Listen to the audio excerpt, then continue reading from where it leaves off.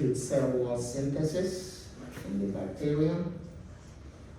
And the cell wall synthesis inhibitors can be classified into three groups. Those that will inhibit the first stage of cell wall synthesis. And we mentioned those phospholimycin or monoral as well as cycloserine. Then those that will inhibit second stage, risperidone, vancomycin, vancomycin, teicoplanin, Dr.Mo, dapirvancin, rotavancin, and terivancin. So we dealt with fourth and second stage inhibitors. And now we can start looking at the third stage inhibitors. And the third stage inhibitors are all beta-lactams because they all have that beta-lactam structure in them. And the beta-lactams are your penicillins, carbapenems, monopenems, and your cephalosporins. So today we'll try to start with the penicillins. Now, all the beta-lactams are susceptible to the actions of an enzyme that is called beta-lactamase. That is, a beta-lactamase can break open that beta-lactam structure. And once you open that beta-lactam structure, you see it, and there.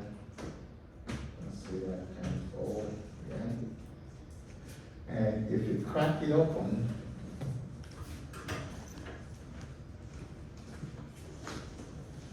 right there, then the drug loses its activities. If you're thinking in terms of penicillins, they have like a side chain, which is an amide, or which contains an amide. And an amidase can also break open the amide side chain. The amidase, when it works on the penicillin, does not inactivate the drug, but you get a reduction in the effectiveness of the drug. So an amidase will work on the side chain and reduce the effectiveness of your penicillin, but a beta-lactamase will open up the beta-lactam group and totally inactivate the drug. So if an organism produces a beta-lactamase, then it can inactivate the drug, which will then render the organism basically unaffected or resistant to the drug. Beta-lactamases are different types. The beta-lactamase that would work on penicillins will be referred to as penicillinase. The one that works on cephalosporins will be cephalosporinase, and so on. If it works on carbapenems, it will be carbapenemase. Okay. And sometimes you can see penicillinase referred to as a beta-lactamase 1. That's one type of classification for your beta-lactamases. Cephalosporinases sometimes are called beta-lactamase 2. But there are different ways of classifying these beta-lactamases. So we'll just mention the specific ones that affect the drugs here. Okay, so if the beta-lactamase is produced, it inactivates the drug. However, you can have inhibitors of these beta-lactamases. And agents that would inhibit beta-lactamases are the ones that are listed here. You have your avobactam, and you see they're all mainly in bactams because they also contain a beta-lactam ring. So these drugs work by a suicide mechanism. So they present themselves, their own beta-lactam, to that beta-lactamase. So the beta-lactamase destroys their own beta-lactam and spares the beta-lactam of your drug. So it's like a suicide mission. But not all of them are true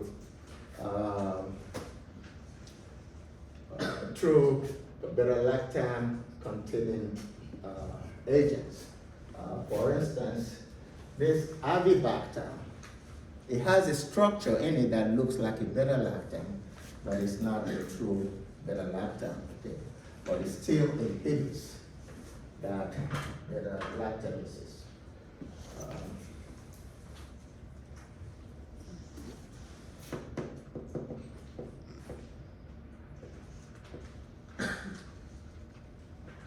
It has basically a diazer bicycline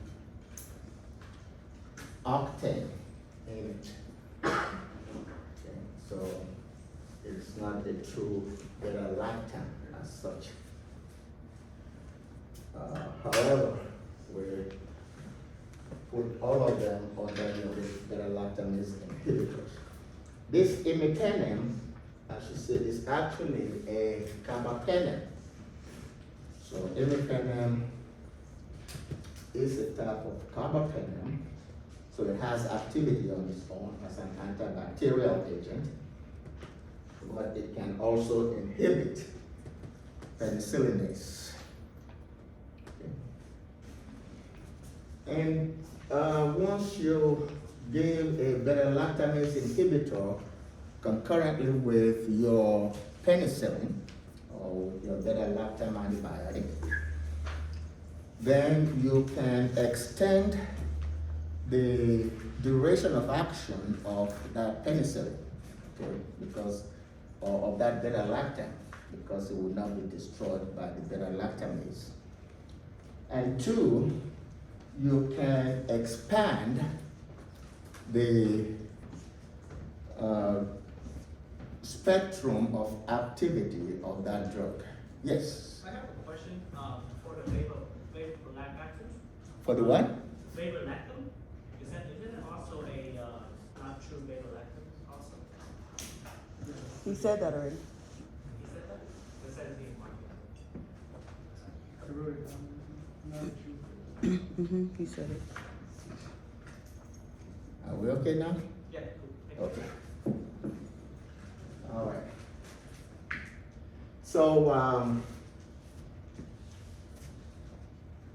you can increase the duration of action of the drug because you're inhibiting an enzyme that would have destroyed the drug.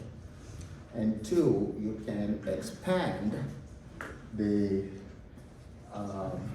activity, that is the spectrum of antibacterial effect of the drug.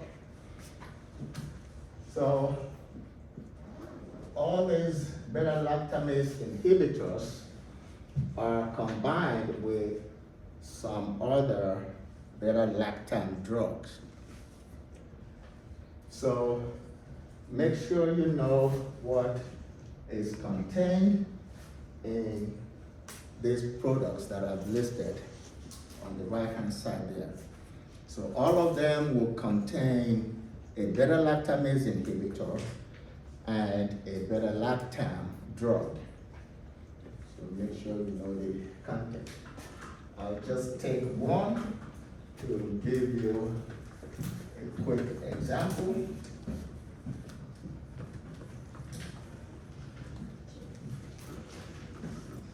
Okay. using ampicillin. Okay.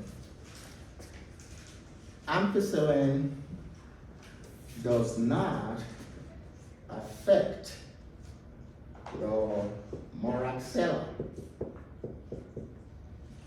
Okay. It does not affect morganella. It has no effect on Klebsiella.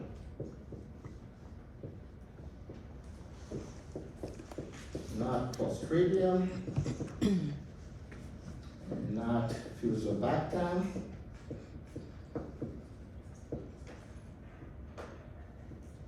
and not Dactyloides. You use ampicillin by itself. But if you combine ampicillin with a beta-lactamase inhibitor, okay, and we'll just do one like that. Lunacin is a combination of ampicillin and sulbactam. Okay, so if you give sulbactam, you now extend the spectrum of activity of ampicillin to actually cover all these organisms. So by itself, ampicillin would not affect these organisms. However, unacin, which is a combination of ampicillin and sulbactam, will cover those organisms. So it extends the spectrum of activity of your ampicillin. So that's an example of what we're talking about there. Is it just unison or the rest of them can do the same? Is it just unison what? Is it just unison with ampicillin or? Yeah, that's what unison is, a combination of sulbactam, which is a beta-lactamase inhibitor or penicillinase inhibitor, and ampicillin. Okay. When you use unison, you cover all these organisms. If you don't combine ampicillin with sulbactam, that is, if you give ampicillin by itself, you cannot affect these organisms. Okay. Okay? So the addition of sulbactam extends the spectrum of activity of your ampicillin. I guess my question is, what is an augmentin? That's what you're supposed to find out. Oh. What's the question? She was writing. It just. Okay.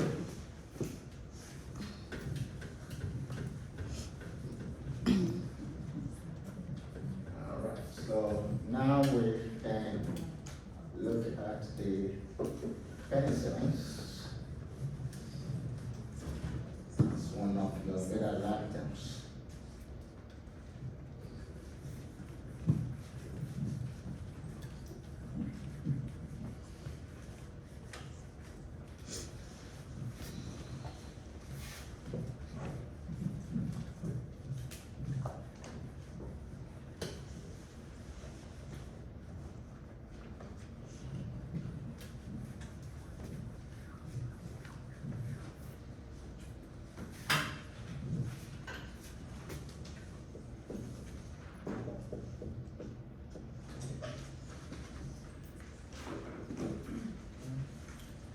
Penicillins are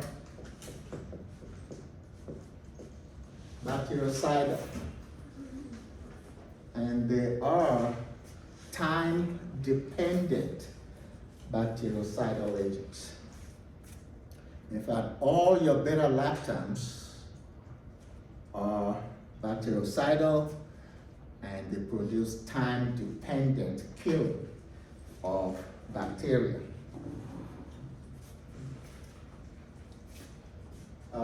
The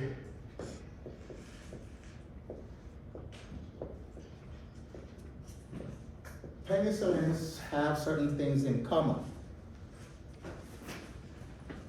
One, we know that, like you said, they are all bactericidal. Two, we know that they all bind to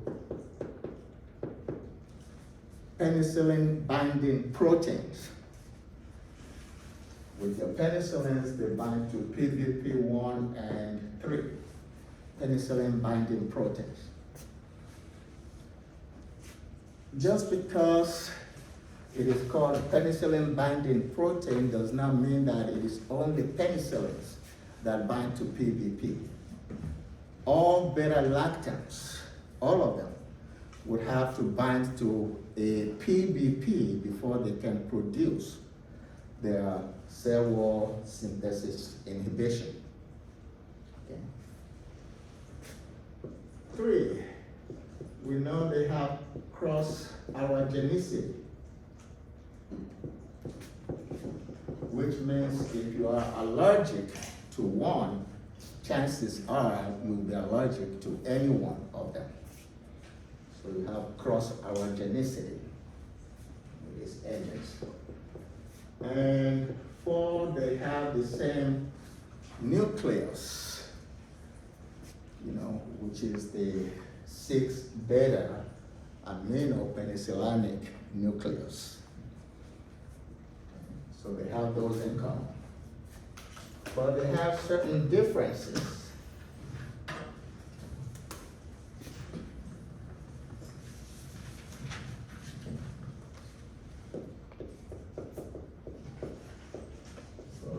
Certain differences, and they can be different in terms of their resistance to that penicillinase, that beta-lactamase that affects penicillin. 2, they vary in terms of their resistance to the acidic medium of your stomach, the gastric tissue. That's why some can be administered orally and some cannot. So they vary in that sense. And they vary also in terms of their PPBs, the plasma protein binding capabilities. And 4, of course, they vary in terms of their spectra. So, spectrum of activity can be different. And based on those differences, you classify the penicillins into 4 major groups. Okay. So you have the ones that we call parent compounds, which will be your PEN-G and PEN-VK.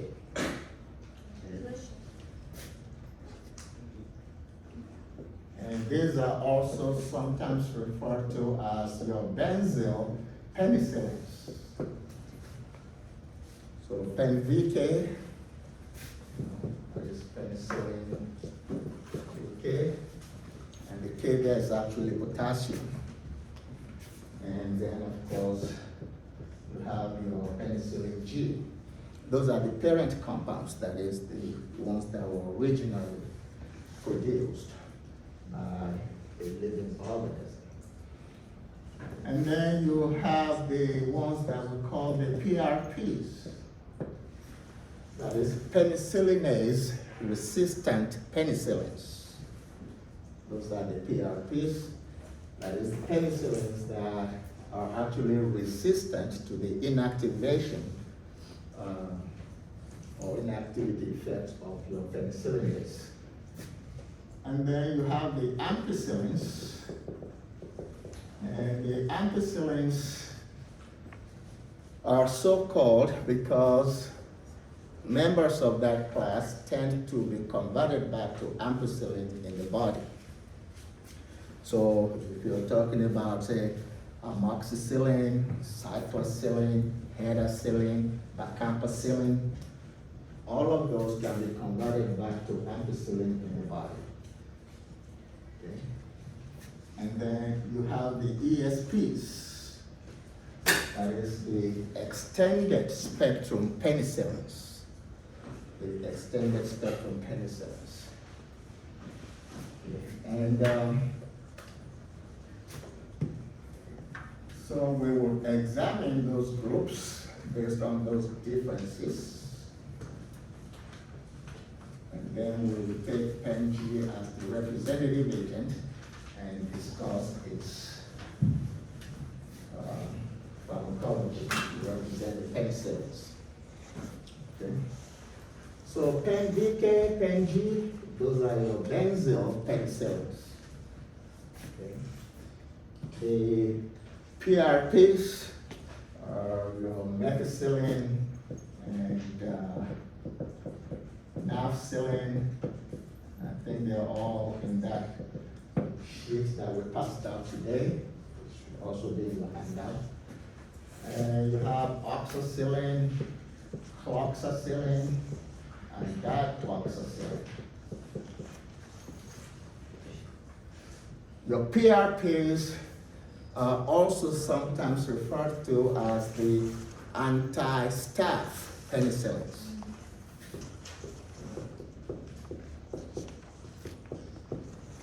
And the reason they're called anti-staphylococcus penicillins is because a lot of Staphylococcus aureus species today elaborate or produce penicillinase. Okay? So because of infection, you want to use one that will be resistant to penicillinase action. So they're called anti-staph penicillins. Oxacillin, cloxacillin, and dicloxacillin are specifically referred to as succinylcholine penicillins. So succinylcholine penicillins are penicillinase resistant penicillins.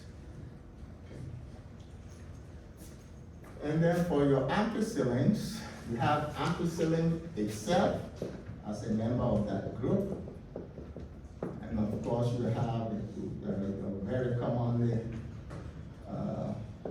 used drug, amoxicillin. So amoxicillin is a type of ampicillin, as it belongs to that group. The ampicillins are also sometimes referred to as the aminopenicillins. Okay, so that's another name for that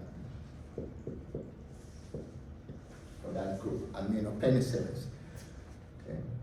So cyclosilin, helicillin, and bacampicillin, we won't mention those anymore because they're not used here in this country. So not that much anymore. So as far as the ampicillins go, you will just be concerned with ampicillin and amoxicillin. And then your ESPs, in some book or literature, you can also see this term used, broad spectrum penicillins. If you see that, that is still referring to the aminopenicillins, that is the ampicillins. And then the extended spectrum penicillins. Those ones you see listed there: carbapenicillin, then ticagrelin, you have your azlocillin and meslocillin, and your piperacillin. Okay. Those are your extended spectrum penicillins. And those are, as a group, referred to as the anti-pseudomonas penicillins.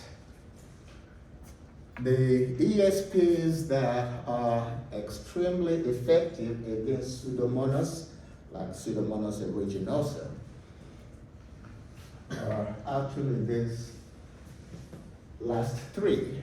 That is azlocillin, meslocillin, and piperacillin. And those are sometimes referred to as your uridopenicillins. azoxicillin, methicillin, and piperacillin are your ribopenicillins, and they belong to the ESPs, that is the extended spectrum penicillins, and they're the most effective against your Pseudomonas species. Carbapenicillin and ticagrelor are sometimes referred to as your carboxyl penicillins. Carbapenicillin and ticagrelor are your carboxyl penicillins. So that's just in terms of classification and nomenclature.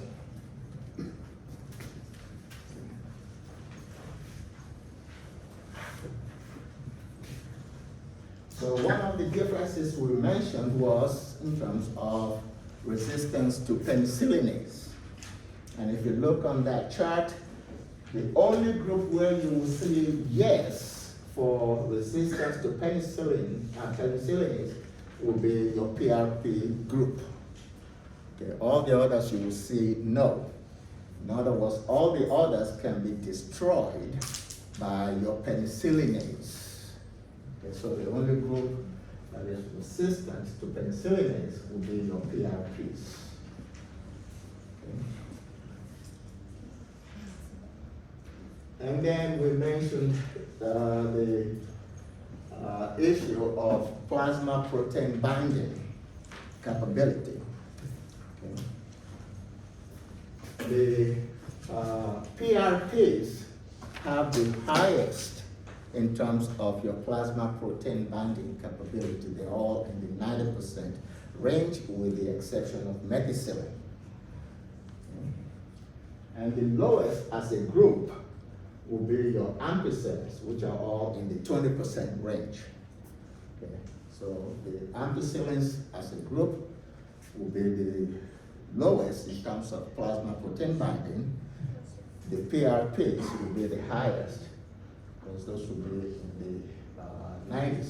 Your parent compounds range from 60 to 80 in terms of plasma protein binding. PNG is generally taken to be exactly 65% plasma protein bound. Now, if you look at your ESPs, you will see that piperacillin is the one that actually has the lowest of all, just 16%. Okay, so but if you take them as a group, ampicillins will be the lowest, 20%. PRPs will be the highest, in the 90s, with the exception of methicillin. So if we look at route of administration, for the parent compound, you see PNG, and you see PNVK. PNVK is the one you will give orally. It's the one you will give orally. PNG can be administered parenterally. Okay. Mostly given intravenously, but we will go further with the rules of administration where we take PNG as a representative agent for your penicillins. Okay. If you look at the PRPs, all of them can be administered orally with the exception of methicillin. Methicillin is a PRP that is given only IM or IV. It's not given orally. Nafcillin can be given orally and can be given IM and IV. Okay. And then your isoxazolines are given orally only. And when you use an isoxazolil penicillin, it has to be given on an empty stomach. Okay. Because food will interfere with the absorption of your isoxazolil penicillins. And when you look at the ampicillins, all of them are administered orally. And in addition, ampicillin itself can be given parenterally, can be given IM, IV, and of course PO. Okay, so all your ampicillins are given orally. And in the case of ampicillin itself, apart from being administered orally, it can be given IM or IV. So you look at the ESPs. Azlocillin, as you see, is administered IV only. Azlocillin is given IV only. The only ESP that you can give orally is carbenicillin. And as a particular salt, see, carbenicillin comes in the indenyl sodium salt form, and it also has the disodium salt. The disodium salt comes as geopen. The indenyl sodium salt you will see as geocillin.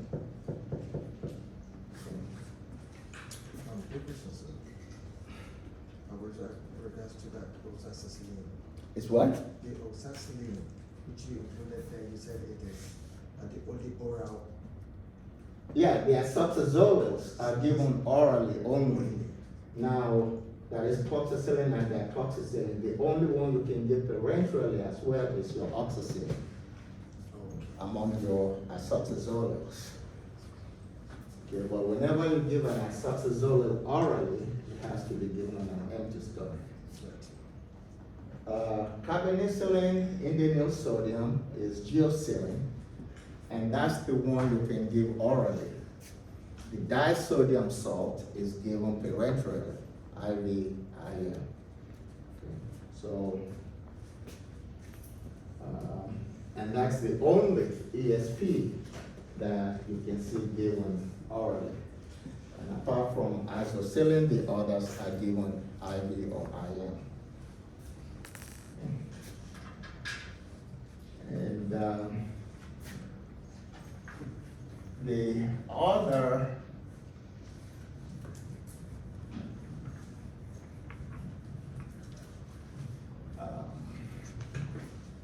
factor that we mentioned in terms of the differences within the spectrum of activity. And we can rub all of this off.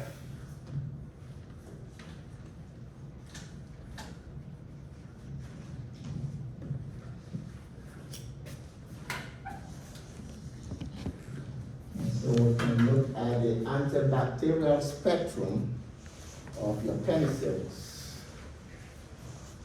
So we can have the, I'll just say G or parent compound. We can say parent. And then we can look at your ampicillin. And we can look at your ESPs. And then your PRPs.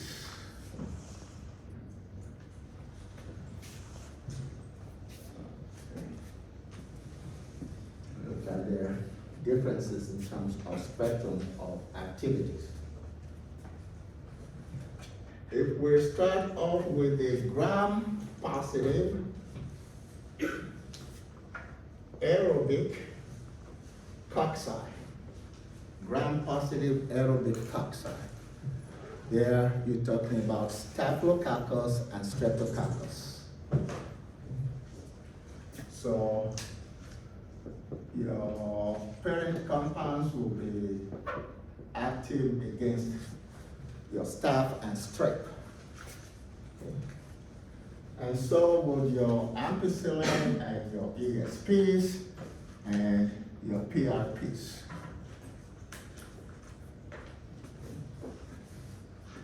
And for the PRPs, that's the end of it. they're not effective against any other organisms. So your PRPs have an extremely narrow spectrum. They are good only against staph and strep, and clinically today they are just used for staph infections. So that's for your gram-positive aerobic cocci. And you have the chart there that you can follow with. Then you have gram-positive aerobic bacilli, gram-positive aerobic bacilli, and those would include your Corynebacterium species, okay, your Listeria, and your Bacillus, like Bacillus anthracis. Okay. So the parent compounds can be effective against those gram-positive aerobic bacilli. Your ampicillin is only effective against Listeria. It's only effective against Listeria. And your ESPs are really not clinically effective against your gram-positive aerobic bacilli. They're not very effective there. Okay. If you look at the gram-negative aerobic cocci, you only have two species to be concerned with there. Your Neisseria species, like Neisseria gonorrhoeae, Neisseria meningitidis, okay, and your Branhamilla. Branhamilla is also sometimes called Moraxella catarrhalis. Okay. And so your parent compound will be effective against your Neisseria species. Will be effective against Neisseria gonorrhoeae, that's why you can use it in gonorrhea management, and would also be effective against Neisseria meningitidis.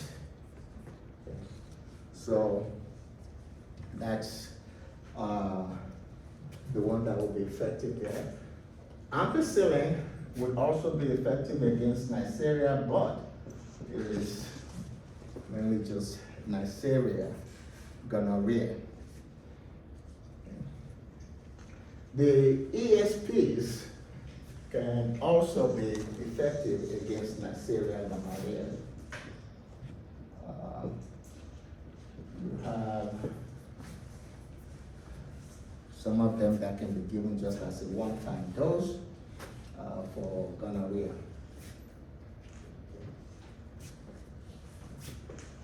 Then if you look at your gram-negative aerobic bacilli, gram-negative aerobic bacilli are divided into two. Those that are enteric and those that are non-enteric. So, enteric. So for your enteric organisms, you really should not use your parent compound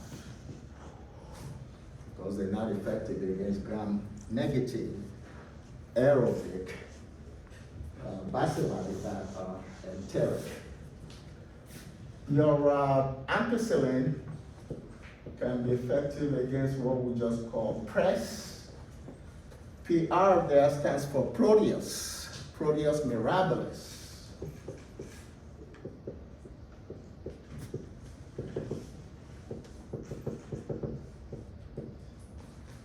So ampicillin is not effective against Proteus morgani, which is now called Morganella morgani, and it is not effective against Proteus vulgaris.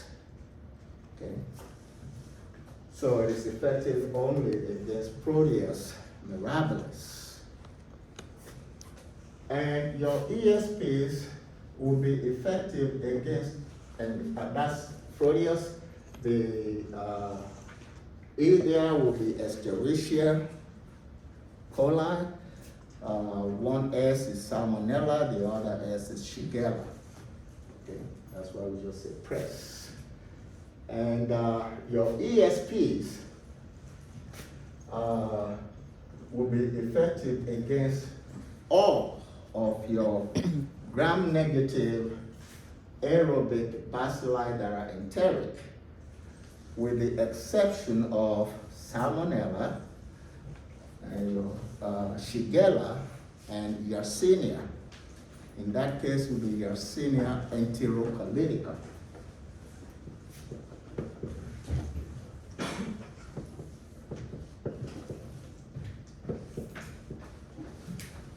So your ESPs will be effective against all of your gram-negative aerobic bacilli that are enteric, with the exception of Salmonella, Shigella, and Yersinia enterocollitica.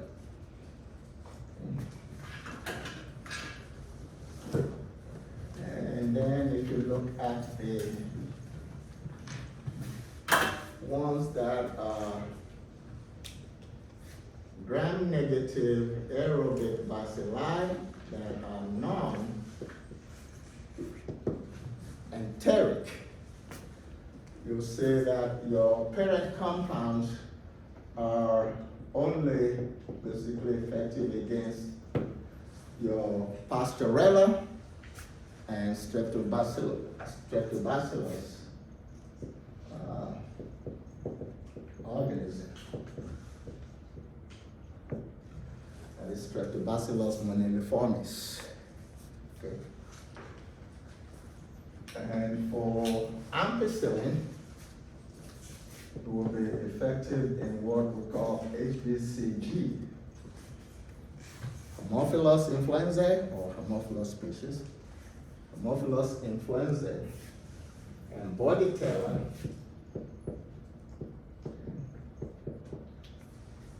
Bordetella pertussis. And Bordetella pertussis causes what? Whooping cough. Whooping cough. Okay. So it will be effective against that. And C is Campylobacter. Campylobacter species.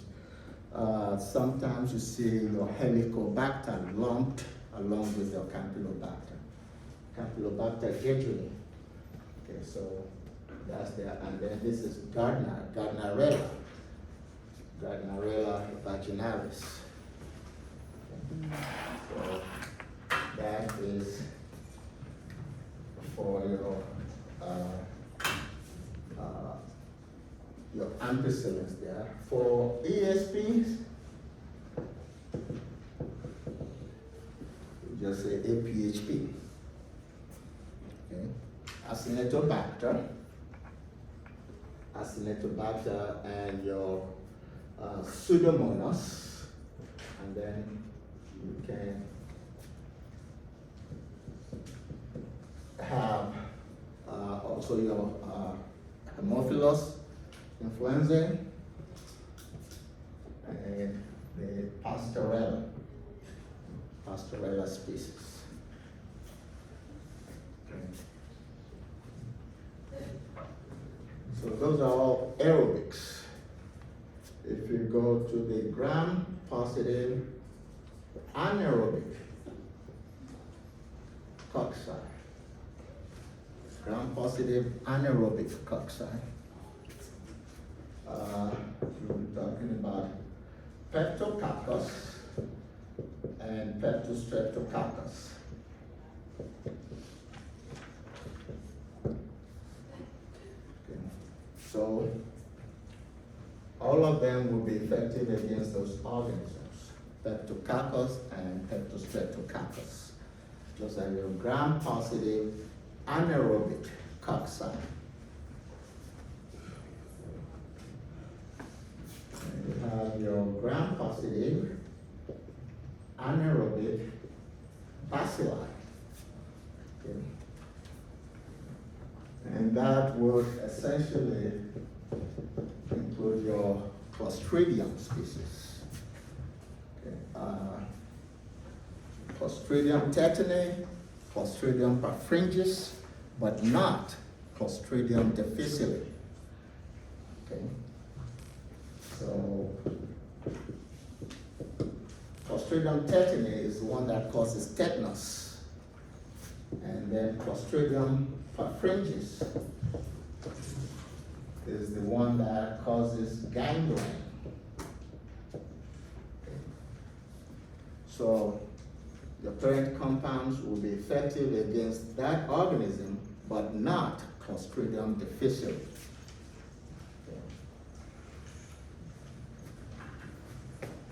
And as we mentioned earlier, your ampicillin would not be effective there,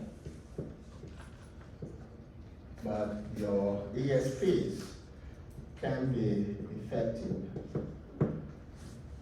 there. Also, without affecting Clostridium difficile. It's effective against Clostridium tetani, Clostridium perfringens, but not Clostridium difficile. Gram-negative anaerobic bacilli. And we're not mentioning cocci there because there's only basically one gram-negative anaerobic cocci, and it doesn't infect humans very regularly, so that's why we don't mention it. But for the bacilli, you have your fusobacterium that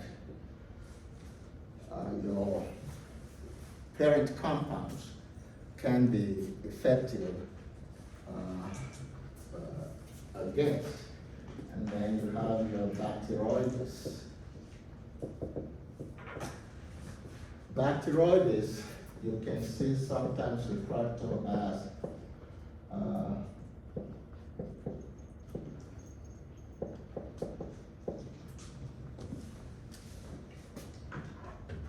Bacterium. Okay. But we prefer Bacteroides. Now, Bacteroides species, yes, but not Bacteroides. That's Taylor, I didn't write the whole thing out.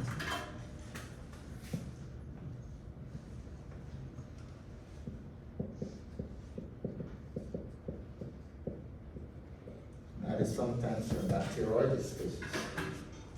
Okay. The parent compound can be effective against different Bacteroides species, but not against Bacteroides fragilis. Not against Bacteroides fragilis. The one that will be effective against Bacteroides fragilis is your ESP. The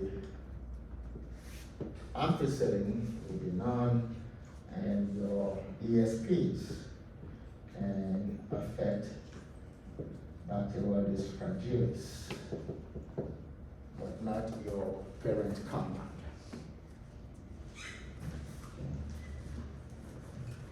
And if you look at this so far, you see where we said ampicillin will not be effective against Bacteroides and Fusobacterium, but unacin will be.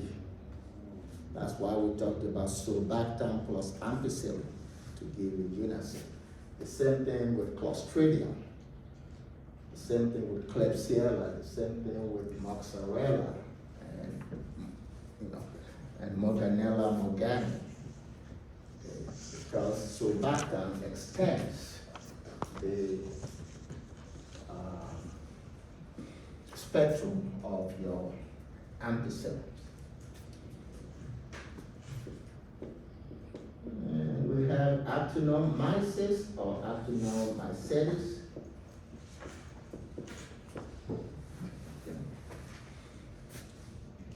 Your parent compound is effective against actinomyces israeli.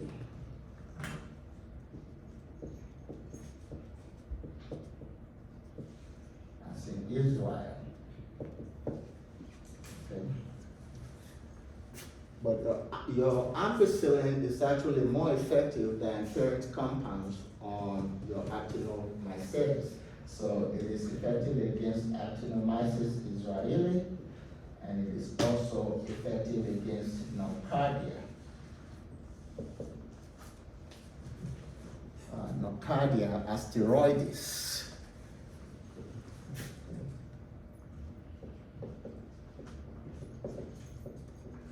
And you see it is called asteroides because it grows on the plate like a star.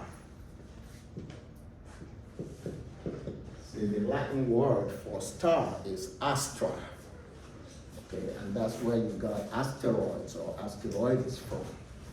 So that organism, when you look at its shape on an agar plate, it looks like a star.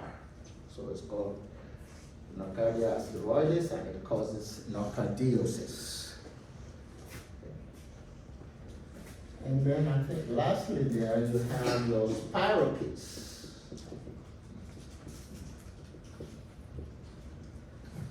And by shape, an organism is referred to as a spirochete if it's shaped like an S, S-shaped. It will be a spirochete. And there you have your Borrelia, your Leptospira, and Treponema.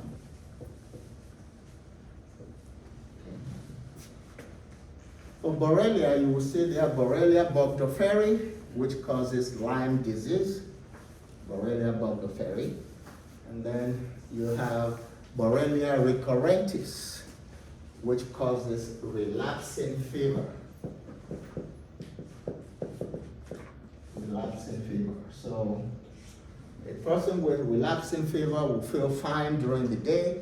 By 6 p.m., the fever will spike. So it's like it's undulating. It goes up and goes down. That's what it's called, relapsing. So it is actually due to Borrelia recurrentis. It recurs. Okay. Borrelia recurrentis and your Borrelia burgdorferi causes Lyme's disease. Your Leptospira is also a spirochete that produces or that causes a disease called Wales disease. Okay. That's leptospirosis. Okay. Leptospirosis, the common name for it is Wales disease. The patient will have fever, chills, headaches, and then it affects the liver. So you will get jaundice and you can get hepatitis. That's for your Wales disease, leptospirosis.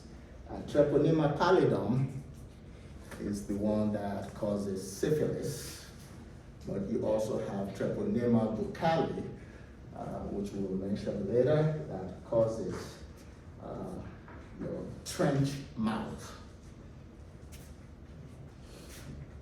So that's the spectra of activity of your penicillins. That's the other way we say they were different.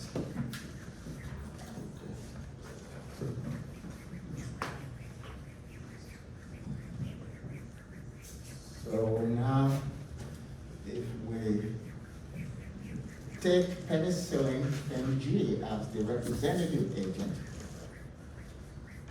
we can discuss the pharmacology of PEMG, representing the penicillins.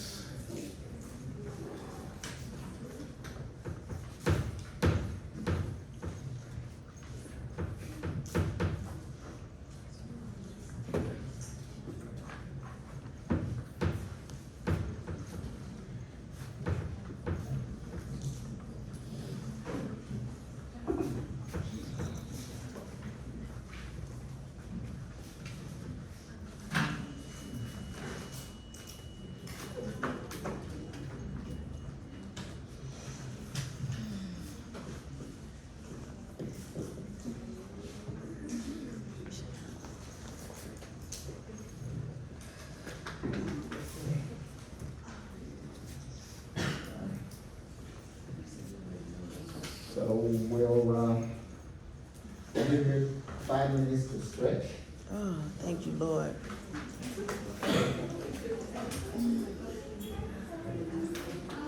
Dr. Mo, how do you consume all this? This is too much. My brain. And he said it so smooth. Good morning, that's this. I'm like,